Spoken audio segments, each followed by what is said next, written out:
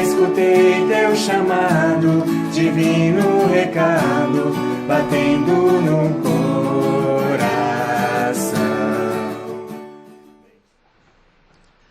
Eu sou o Padre Caetano Rizzi, sou pároco na paróquia de Jesus Crucificado, na cidade de Santos, na mesma diocese.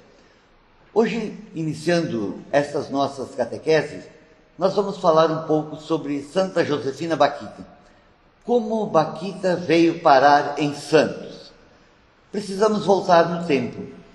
As Irmãs Canossianas, Filhas da Caridade, congregação fundada por Santa Madalena de Canossa, na Itália, trabalharam em Santos, em nossa catedral, e antes disso na Gota de Leite, e também na Associação Prato de Sopa Monsenhor Moreira, e elas tinham, entre as suas irmãs, Josefina Baquita, alguém que se tornou canossiana por conhecer a obra. E com o tempo, a fama de Santa Josefina Baquita começou a se espalhar pelo mundo. Primeiro na Itália, porque era novidade na época uma senhora de cor, uma morena, uma afrodescendente, entrar em congregações religiosas. Não era muito comum naquele tempo. Mas Baquita foi admitida na congregação. Primeiro recebeu o batismo, preparou-se direitinho, porque fora trazida da África pelo cônsul do Sudão, na Itália, na época. Como ela veio parar em Santos? Como eu dizia, a fama de santidade se espalhou logo. E as irmãs tinham pequenos folders que distribuíam para falar a respeito da vida de Baquita. Foi quando eu vim para a Catedral de Santos, em 1982, para terminar meu estágio, preparando-me para o diaconato. As irmãs canossianas trabalhavam lá, e elas me deram esse folder de Baquita.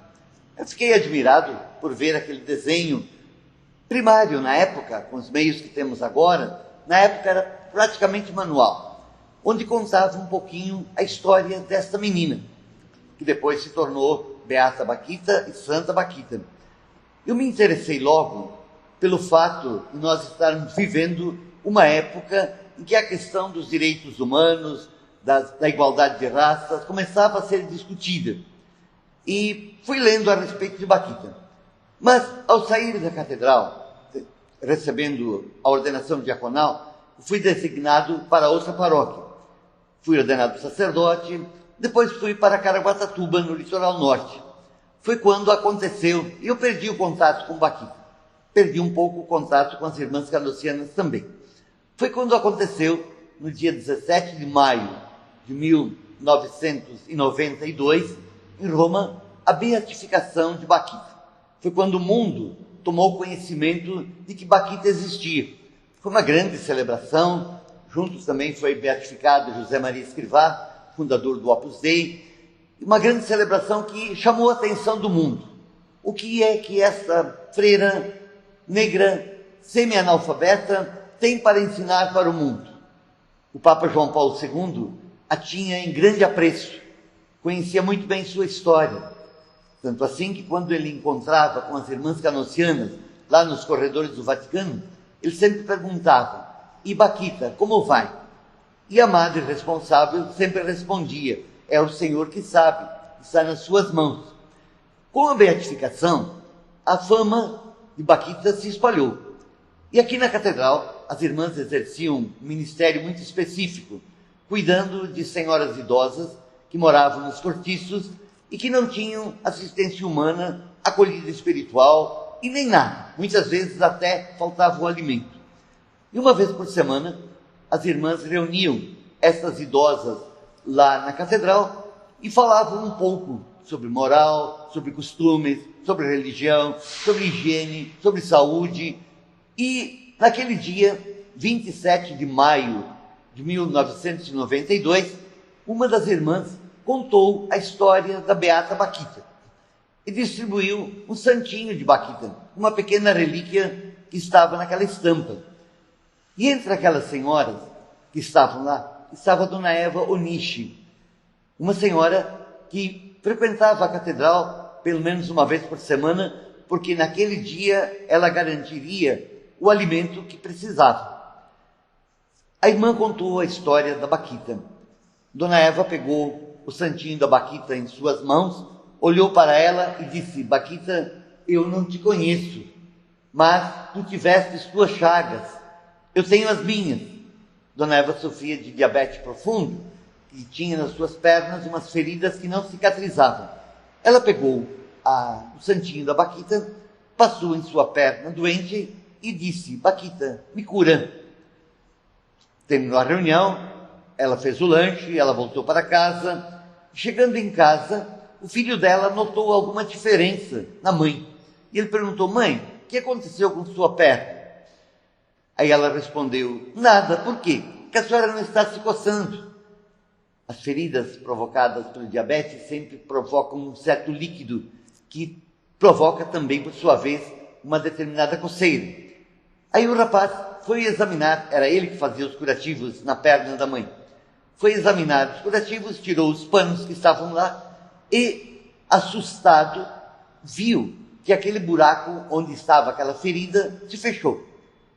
Dona Eva tinha uma cor moreno claro e a carne que nasceu naquele lugar, ela era bem branca, para distinguir do lugar. Bom, terminou o assunto por aí. Isso foram apenas 10 dias depois da beatificação, 27 de maio de 1992. Na Semana Santa do ano seguinte, a irmã Diana foi até o mercado comprar peixes e lá encontrou com Dona Eva e falou com ela: Dona Eva, a senhora frequentava a catedral, a senhora sumiu, por que não foi mais lá? E Dona Eva, na simplicidade, respondeu: é depois que eu alcancei a graça, eu não precisei mais ir. A irmã Diana questiona: que graça a senhora recebeu? E ela disse: eu tinha aquelas feridas, a senhora lembra? Eu passei o santinho da Baquita na minha perna e a ferida se fechou, a senhora pode ver. E mostrou a perna curada para a irmã. A irmã ficou encantada e disse: Dona Eva, isso é um milagre. A senhora conseguiu uma graça, um milagre. A Baquita conseguiu um milagre para a senhora. Precisamos trabalhar sobre isso. A vida de Dona Eva, a partir daquele momento, virou de cabeça para baixo. Porque ela foi procurada pelas irmãs, foi procurada pelo bispo Dom Davi, na época, que por sua vez nutria para com Baquita uma devoção toda especial. Ele não conseguia falar de Baquita sem chegar às lágrimas. E como eu dizia, Dona Eva, a vida dela mudou de cabeça para baixo. Ela precisou procurar atestados médicos, as primeiras consultas. Como ela era pobre, pobres em muitos lugares não fica o prontuário. Simplesmente passavam, na época, uma receita, às vezes até um medicamento contrário à doença, e assim foram se passando 12 anos. E ela precisou voltar no tempo esses 12 anos. Até numa ocasião, desabafando, ela diz: eu não sei porque eu fui me meter nisso. A Baquita está atrapalhando a minha vida. Mas, concluído tudo isso, juntaram-se todas as peças daquele material necessário e foi encaminhado para Roma.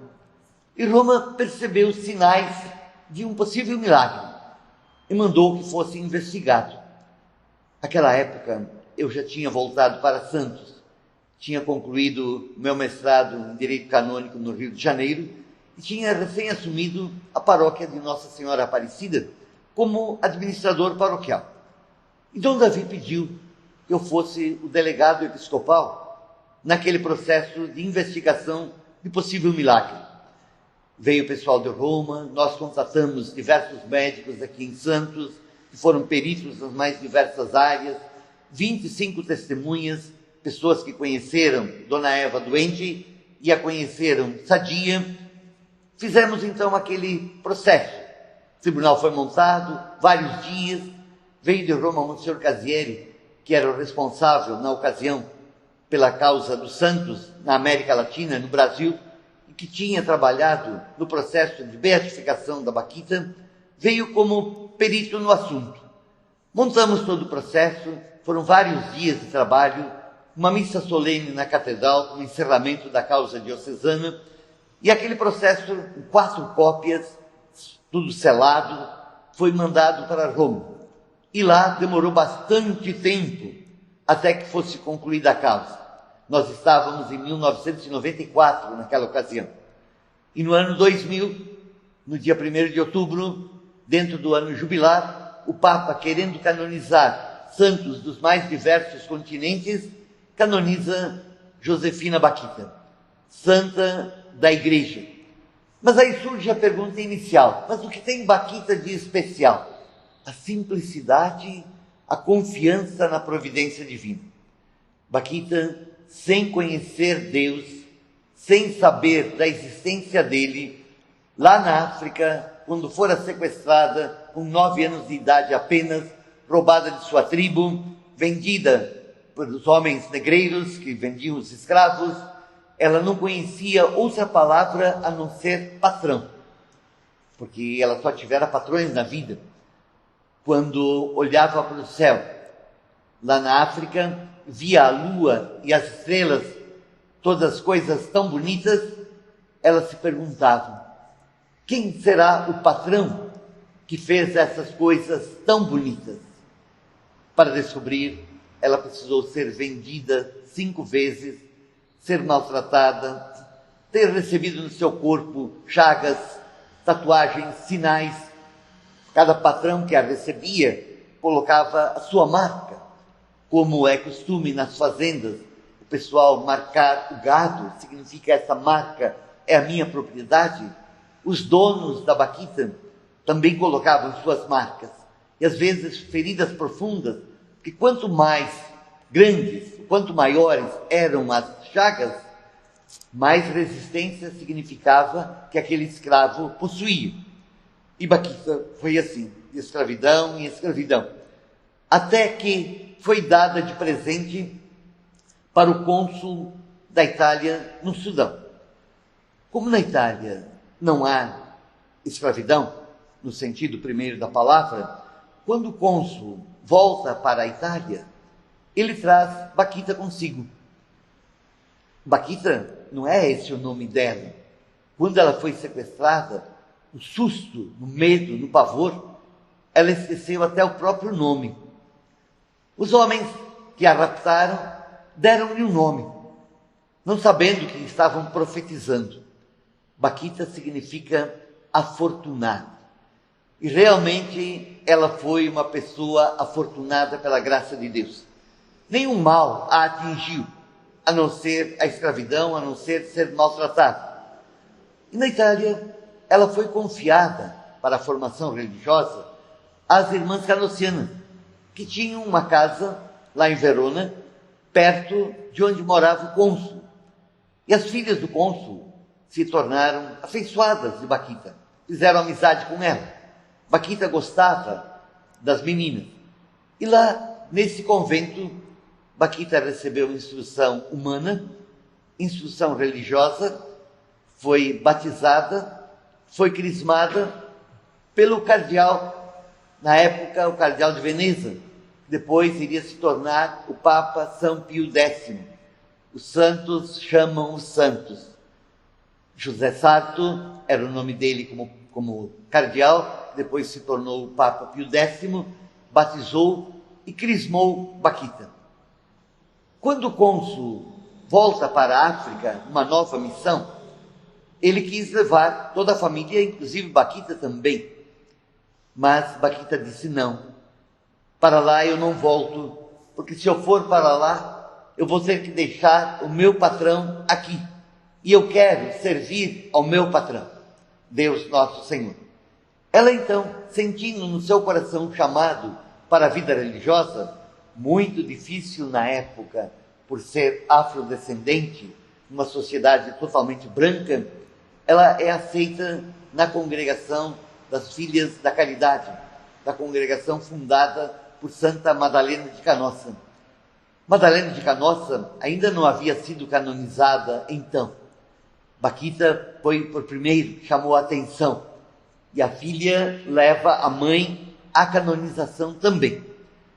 Santa Madalena de Canossa é canonizada, Bakhita é beatificada, mais tarde é canonizada também. E depois, sobre a vida de Bakhita na Itália, pelos lugares por onde passou, os seus ensinamentos, nós iremos falar sobre isso na próxima ocasião. Despertar, assim, uma certa curiosidade para conhecer a vida, a obra e a história de Santa Josefina Bakhita. Que esse amor que a gente tem por Bakhita seja também no teu coração. Desça sobre você, sua família e sobre todos a bênção do Deus amoroso.